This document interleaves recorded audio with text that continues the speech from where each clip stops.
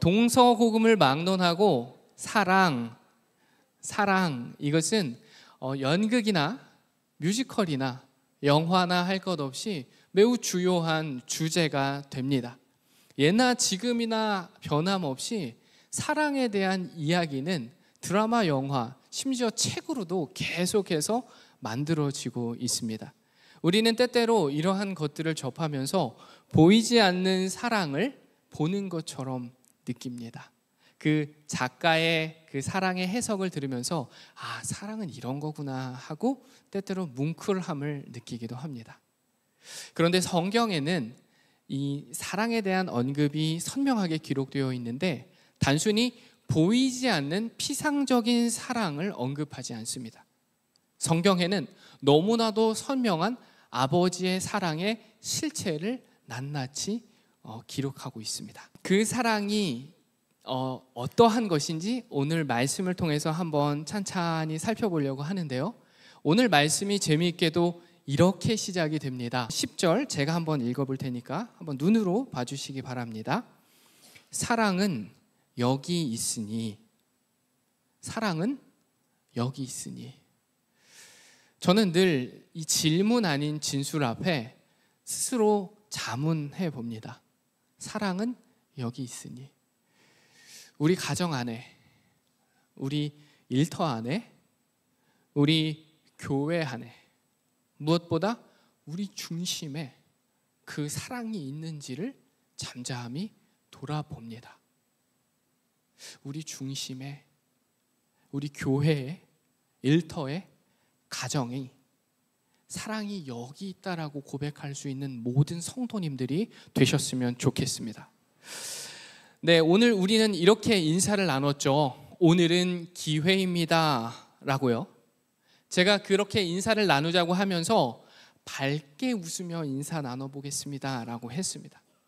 밝게 나눈 그 인사말 속에 과연 우리의 사랑이, 옆에 있는 우리 성도들을 향한 우리의 사랑이 고스란히 담겨져 있었는지도 한번 되짚어봤으면 좋겠습니다. 저는 신학대학을 졸업하고 2년을 조금 넘는 기간 동안 몽골에서 생활했습니다. 거기서 국제협력요원으로 있었는데요. 초기에 몽골에 정착하는 과정 중에 그 우리나라 개발 NGO가 세운 그 사업장에 방문해 사업 설명도 듣고 봉사활동도 하는 시간을 가졌습니다. 20대의 젊은 청년이 얼마나 대단한 일을 했겠습니까? 거기서 시범 농장에 가서 구덩이를 파고 양배추를 심는 일을 했습니다.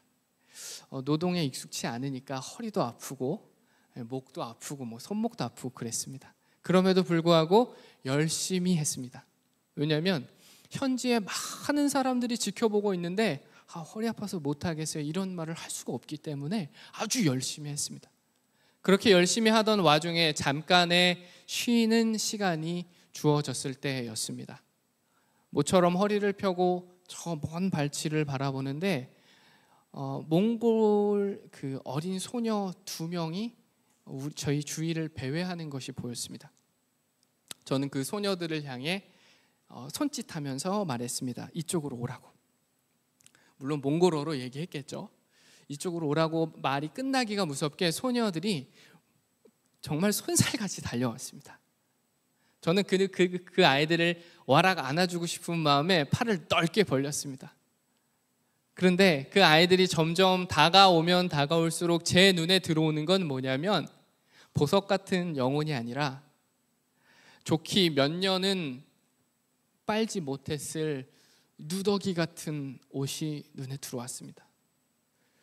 점점 다가오면 다가올수록 제 눈에는 뭐가 들어왔냐면 좋기 몇 달은 씻지 않았을 것 같은 몰골이 눈에 들어왔습니다. 제 마음속에 드는 생각은 뭐였냐면 그 순간 제 마음속에 어떤 생각이 드냐면 옷 더러워지겠다. 이게 우리의 실체죠. 저는 넓게 벌린 팔을 고스란히 이렇게 모으고요. 좁게 모으고 그 아이들의 옆구리를 조심스레 잡았다가 한 바퀴 돌려주고는 돌려보냈습니다. 활동을 마치고 돌아오는 차 안에서 물끄러미 그 넓은 초원을 바라보고 있을 때 저도 모르게 눈물이 한 방울 주르륵 흘렀습니다. 그러면서 하나님께서 제 마음속에 주시는 말씀은 이것이었습니다. 너는 오늘 내가 준 기회를 놓쳤다. 빨면 다시 깨끗해질 그 옷가지 따위 때문에 어쩌면 그의 마음속에 영원히 심겨졌을지 모를 그리스도의 사랑을 전할 기회를 놓쳤다. 주변에 같이 있는 사람은 느끼지 못했겠지만 저는 하염없이 눈물을 흘렸습니다. 그리고 난 후 제 안에 스스로 결심한 게 있습니다. 그게 뭐냐면 적어도 나는 이후로 하나님께서 마주하게 한 사람이라면 그게 누구건 상관없이 두 번 다시는 빨면 깨끗해질 옷 때문에 그리스도의 사랑을 나눌 기회를 놓치지 않겠노라고 말입니다. 그래서 저는 식당에 가서도 종업원 분들께 함부로 대하지 않습니다. 길에서 빚을 분에게 함부로 대하지 않습니다. 교회를 위해 애쓰시는 분 함부로 대하지 않습니다. 그분들의 이야기를 최대한 잘 들어드리려고 합니다. 사랑은 여기 있으니 이 말씀 앞에만 서면 저는 늘 부끄러워지는 것 같습니다. 오늘 말씀은 기자 요한을 통해 하나님께서 우리에게 주시는 말씀입니다. 오늘 말씀은 크게 두 부분으로 나눠볼 수 있습니다. 먼저는 하나님께서 말씀하시는 사랑의 실체가 뭐냐, 사랑이 무엇인가 하는 점입니다. 그리고 두 번째로 하시는 말씀은 뭐냐면 사랑의 실제입니다. 이 사랑을 어떻게 실천해 갈 거냐 하는 점입니다. 자, 먼저는 사랑의 실체, 사랑이 뭔지에 대해서 한번 살펴보겠습니다. 요한은 먼저 이렇게 얘기합니다. 하나님께서 우리를 먼저 사랑하셨다. 우리가 하나님을 사랑한 게 아니라 하나님이 우리를 먼저 사랑하셨다. 세상을 살다 보면 사랑하는 사이에서도 꼭 이런 질문을 합니다. 누가 더 많이 사랑해? 신혼 부부 때 참 이런 얘기 많이 합니다. 여보가 더 날 사랑해? 내가 여보를 더 많이 사랑해? 그 대답에 따라 우쭐해지기도 하고 우울해지기도 하는 게 우리 모습입니다.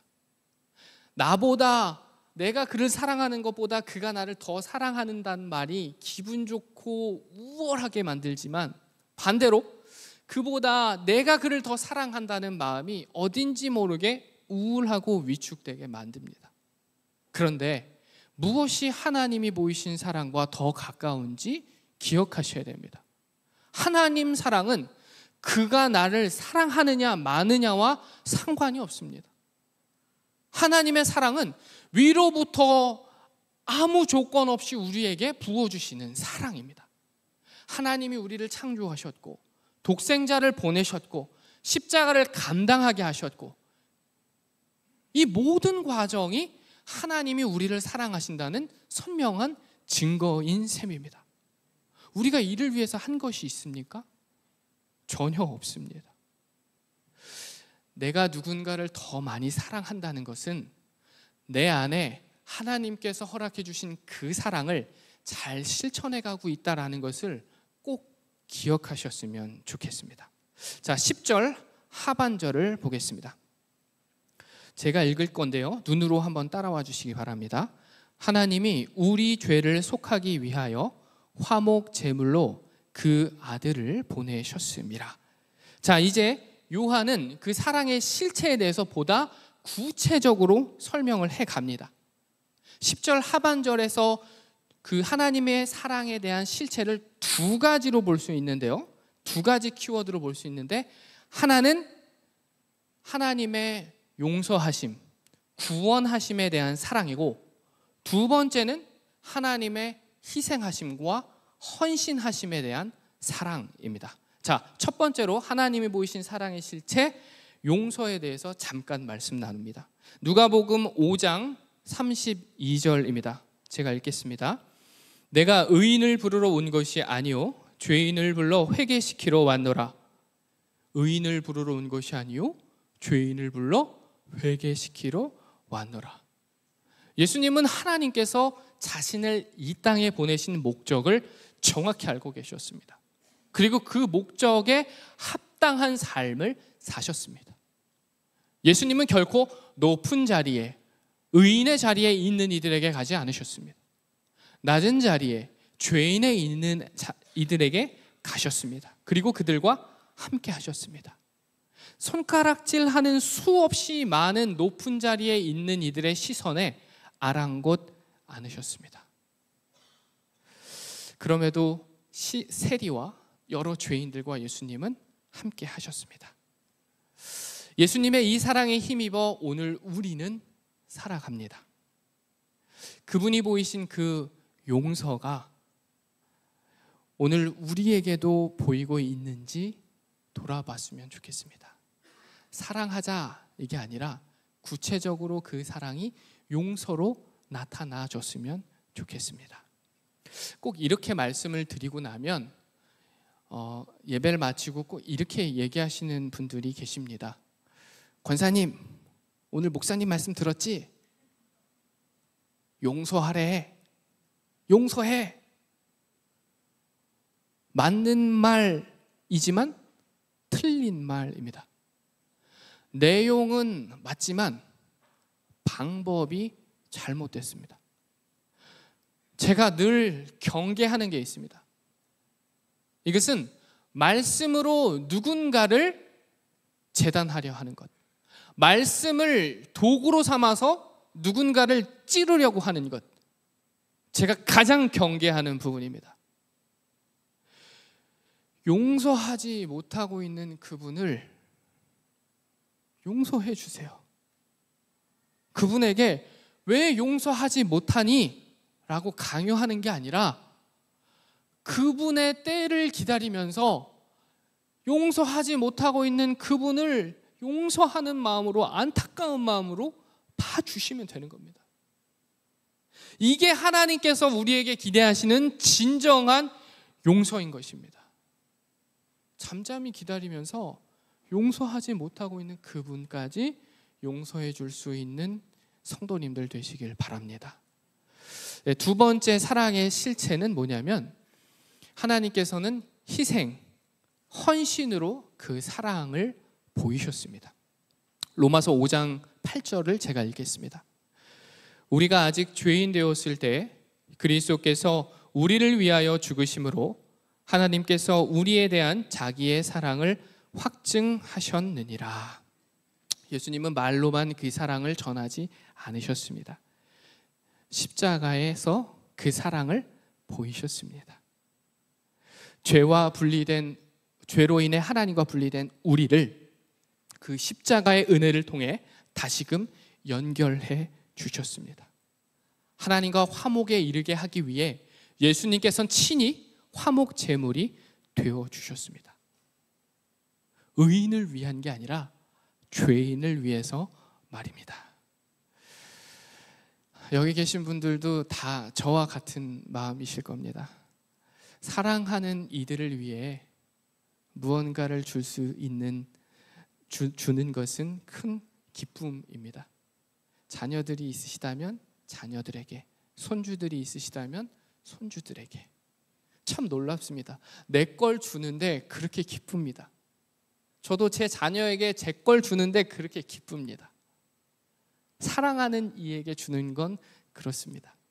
그런데 사랑하지 못하는 이에게, 마음에 들지 않는 이에게는 주머니에 100만 원, 1000만 원이 있어도 10,000원짜리, 1,000원짜리 하나 주고 싶지 않은 게 우리의 속마음입니다. 그런데 예수님은 그리하지 않으셨죠. 목회자로 지내다 보면 목회 현장에서 불가피한 오해를 받을 때가 있습니다. 물론 때에 따라선 시시비비를 정확히 가려야 하는 때도 있습니다. 그렇지만 더 많은 경우에는 이것이 누군가에게 상처가 되고 누군가의 명예에 실추를 일으키는 부분이라고 한다면 시시비비를 가림보다 잠잠히 기도하는 모습이 더 필요할 때가 참 많습니다. 참 많은 목사님들을 만났습니다. 사사건건 시시비비를 정확히 따져 묻는 분을 봤습니다. 말을 얼마나 잘하시는지 듣고 있으면 그분 말씀이 다 맞다가 됩니다. 반면 묵묵히 기도의 자리에서 보이지 않게 눈물 흘리는 이의 뒷모습도 봤습니다. 사랑하는 성도 여러분, 그들이 상반된 결과를 마주하기까지 오래 걸리지 않습니다. 어떠한 모습이 하나님께서 기대하는 모습일지, 어떠한 모습이 예수님께서 바라는 모습일지를 어떠한 행동에 앞서서 꼭 한번 헤아려 보시면 좋겠습니다. 예수님의 죽음에 참여하는 것이 어떠한 선택인지를 말입니다. 하나님께서는 분명히 때가 되면 주님을 부활하게 하셨던 것과 같이 진실을 선명하게 밝혀주시고 참된 위로를 주실 겁니다. 세상이 교회로부터 기대하는 모습도 바로 이런 모습 아니겠습니까? 지역사회에 존재하는 이 교회 안에서 사사건건 지역사회의 불만을 표하는 것이 아니라 우리가 할 수 있는 최선을 다하며 그들의 속도를 기다리며 맞춰주며 숨죽이는 것. 그때 비로소 이 세상은, 이 사회는 저곳이 진짜 교회구나 하지 않겠습니까? 지금까지 요한이 밝힌 사랑의 실체, 사랑이 무엇인가에 대해서 살펴보았습니다. 자, 이제는 사랑의 실제, 다시 말해서 어떻게 적용할 거냐 하는 부분을 말씀을 통해 살펴보겠습니다. 11절입니다. 우리 다 같이 한번 읽어보겠습니다. 11절을 다 같이 읽겠습니다. 사랑하는 자들아, 하나님이 이같이 우리를 사랑하셨은즉 우리도 서로 사랑하는 것이 마땅하도다. 아멘. 요한은 그 사랑을 어떻게 실천할 건지 전함에 앞서 수신자들을 정말 사랑스럽게 부릅니다. 사랑하는 자들아, 사랑하는 자들아. 대수롭지 않은 말처럼 여겨집니다. 그런데 사실 이 말은 우리가 두고두고 곱씹어 봐야 할 말입니다. 왜냐하면 아시다시피 똑같은 말이라도 누가 하느냐에 따라 그 영향력은 달라집니다. 오늘 그 수신자들을 사랑하는 자들아 라고 부르는 사도 요한은 과거 어떤 사람이었는지 주목해 보려고 합니다. 마가복음 3장 17절입니다. 제가 읽겠습니다. 세베대의 아들 야고보와 요한의 아들 형제 요한이니 이 둘에게는 보아너게 곧 우레의 아들이란 이름을 더하셨으며. 자, 과거 그의 별명이 무엇이었습니까? 보아너게, 우레의 아들, 천둥의 자식들이라는 말이죠. 이 별명 속에서 우리는 참 많은 걸 가늠해 볼 수 있습니다. 그 천둥처럼 그 성격이 괴팍하고 요란하고 호전적이었다는 것을 우리는 알 수 있죠. 자, 이런 그의 모습은 성경 곳곳에 기록이 되었습니다. 누가복음 9장 54절을 제가 읽습니다. 제자 야고보와 요한이 이를 보고 이르되 주여 우리가 불을 명하여 하늘로부터 내려 저들을 멸하라 하시기를 원하시나이까. 얼마나 무시무시한 말입니까? 하늘로부터 불을 내려서 저들을 다 죽이라는, 이게 제자의 입에서 나온 말입니다. 사도 요한의 입에서 나온 말이었습니다. 이 무시무시한 말을 들으며 오늘 본문을 보며 동일 인물이 맞는가 하는 의심까지 듭니다. 사랑하는 자들아, 과거 일했던 사도 요한이 오늘 수신자들을 향해 이처럼 사랑스럽게 부를 수 있었던 이유는 그가 주님과 함께 하면서 그의 삶의 자리에서 주님이 보이신 그 사랑을 중심으로 깊이 체득했기 때문입니다. 요한은 곧장 수신자들에게 무조건적으로 사랑해야 합니다 라고 말하지 않습니다. 자칫 이 사랑이 율법처럼 딱딱하게 들려질 것을 우려했던 것인지 요한은 사랑하는 자들아 이후에 하나님께서 이렇게 사랑하셨으니 라는 말을 통해서 그들을 어떻게 사랑했는지를 상기시켰습니다. 앞서 10절에서 살펴보신 그 용서의 사랑, 그리고 희생의 사랑, 그것을 수신자들로 하여금, 우리로 하여금 되짚어 상기시킨 것입니다. 저는 그 신대원 시절에 한 교수님이 한 말을 계속해서 깊숙이 간직하고 있습니다. 그분이 제게 하신 말은 이것이었습니다. 목사는 아무리 맞는 말이라고 하더라도 정중하고 공손하게 해야 합니다 라는 것이었습니다. 내 말이 100번 맞아도 내 말이 맞다고요 이렇게 얘기하는 게 아니라 정중하고 공손해야 한다. 왜냐하면 상대가 다르게 생각할 수도 있고 이해하지 못할 수도 있고 다른 상황이 있을 수도 있기 때문입니다 라는 것이었습니다. 이 내용을 전달하려다가 그의 마음에 상처를 줄 수 있기 때문에 조심하고 또 조심해야 한다는 것입니다. 맞는 말이지만 사도 요한은 이처럼 조심스럽게 이 말을 전하고 있는 것입니다. 요한은 수신자들로 하여금 하나님의 사랑을 다시 한번 떠올리게 한 후에야 비로소 그들이 서로 사랑하는 일이 마땅합니다 라고 말했습니다. 하나님께서 이처럼 마땅하다고 하신 그 일을 잘 감당하고 계신지 한번 돌아봤으면 좋겠습니다. 저는 잘 모르지 않겠습니까? 그러나 하나님은 분명히 아실 것입니다.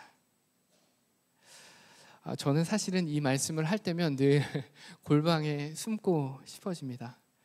머리를 꼿꼿이 들고 서 있기가 참 민망스럽습니다. 거룩한 사랑을 힘입어 살면서도 가감없이 흘려보내고 있는가 생각해 보면 그렇지 못한 모습이 너무도 많기 때문입니다. 때때로 이런 부끄러움은 숙연함에 이르게까지도 합니다. 그럼에도 이 말씀 앞에 설 때면 늘 마지막에 이렇게 결론을 맺곤 합니다. 다시 한번 마땅한 그 일을 하겠다고.